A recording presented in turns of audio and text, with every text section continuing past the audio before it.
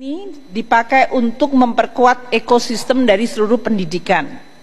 Namun Indonesia adalah negara besar. Kalau kita bicara pendidikan, kita bisa bicara dari mulai madrasah, pendidikan sekolah negeri, swasta, atau kita bicara tentang guru, dari mulai guru honorer sampai dengan profesor, atau orang-orang pinter yang ada di ruangan seperti ini, peneliti, dan perguruan tinggi, yang juga begitu sangat diverse. Saya ingat sih beberapa bulan yang lalu ada demo guru tidak dapat tukin, dosen tidak dapat tukin. Tapi saya yakin bukan dosen yang duduk di sini, karena yang demo itu ternyata dosen tuh ada beberapa jenis dosen. Pak Brian yang biasanya ngurusin penelitian yang hebat-hebat tiba-tiba jadi menteri langsung ngurusin tukin dosen. Tapi itu yang bisa memenangkan Nobel Pak Brian nanti.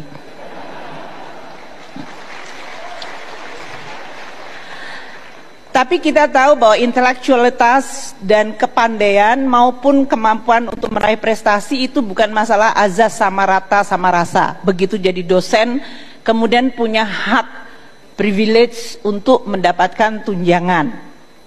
Dosen juga harus diukur kinerjanya. Dan inilah yang mungkin menjadi salah satu ujian bagi Indonesia. Are we rewarding the achievement atau are we going to distributing the money for the sake of just equality? Ini merupakan suatu desain insentif yang menurut saya teman-teman dari kelompok perguruan tinggi harus membahas dan mempertanyakan diri sendiri dan mungkin juga merekomendasi.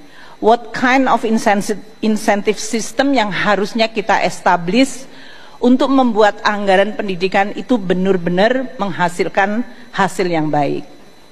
Untuk hari ini, kami mengelola APBN untuk anggaran pendidikan berdasarkan ekosistem pendidikan. Klaster pertama adalah anggaran yang dialokasikan untuk benefitnya adalah para murid sampai dengan mahasiswa.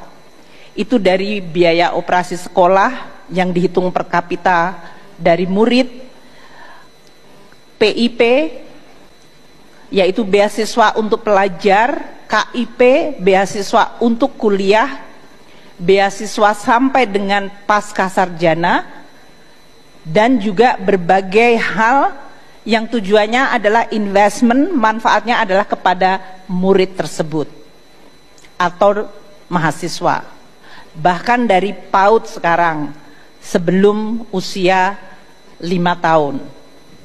Ini menjadi penting di dalam investment human capital. Klaster kedua adalah untuk guru dan dosen, dan itu belanjanya dari mulai gaji sampai dengan tunjangan kinerja tadi. Banyak di media sosial saya selalu mengatakan, oh menjadi dosen atau menjadi guru tidak dihargai karena gajinya nggak besar. Ini juga salah satu tantangan bagi keuangan negara. Apakah semuanya harus keuangan negara ataukah ada partisipasi dari masyarakat? Klaster ketiga di dalam ekosistem pendidikan atau belanja pendidikan adalah untuk sarana prasarana. Dari membangun sekolah, Bapak Presiden dalam hal ini sekarang meminta revitalisasi sekolah-sekolah yang rusak, sampai membangun sekolah baru seperti sekolah rakyat untuk anak-anak miskin, hingga membangun kampus-kampus dan laboratorium penelitian. Itu semuanya adalah masuk di dalam anggaran pendidikan, termasuk membangun rumah sakit pendidikan. Karena saya dari tadi sama Pak Menteri Kesehatan, dan dia adalah ketua MBA-nya ITB, jadi harus saya sebut, kalau enggak nanti saya pulang enggak selamat sampai Jakarta. Dan itu adalah semuanya digunakan di dalam rangka untuk memperkuat ekosistem pendidikan dan penelitian di Indonesia.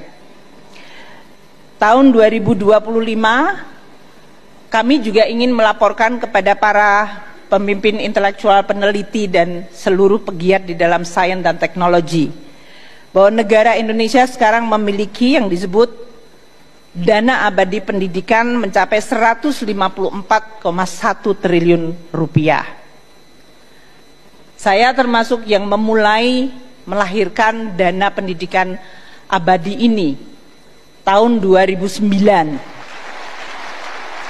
dengan 1 triliun rupiah.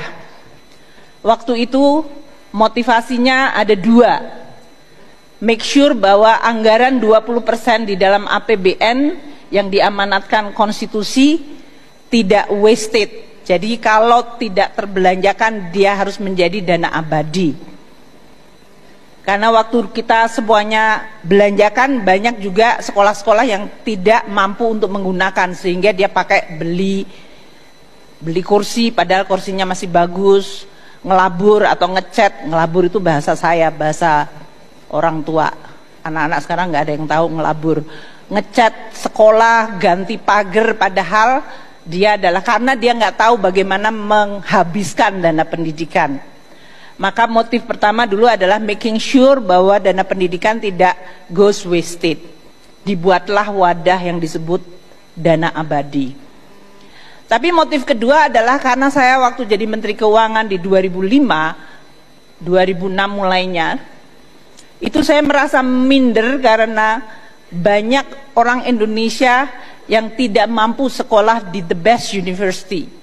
Sesama Menteri Keuangan waktu itu saya even di lingkungan ASEAN, Malaysia, Singapura, mereka selalu bilang, oh I have my staff udah belajar di Harvard, di Columbia, di Stanford gitu, di London School of Economics.